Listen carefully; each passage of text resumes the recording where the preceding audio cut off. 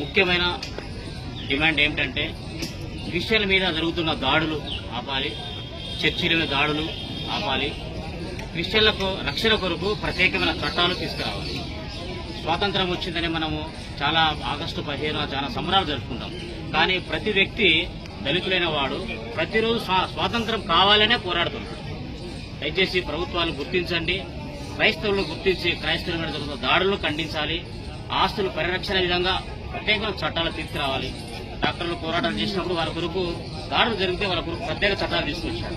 అదేవిధంగా క్రిస్టియానిటీ కొరకు ప్రత్యేక చట్టము తీసుకొచ్చి భద్రత కల్పించాలని, క్రైస్తవుల మీద ఏ దాడి జరిగినా కూడా వారికి పూర్తి రక్షణ గవర్నమెంట్ వారు కల్పించి వారికి భరోసా ఇవ్వాలనేసి ఈ యొక్క ఢిల్లీ జంతర్ మంతర్ సాక్షిగా ఈ గవర్నమెంట్ మేము డిమాండ్ చేయదలుచుకున్నాం. Thank you. Are you going to give a memorandum to anybody? Yes. Modi ji,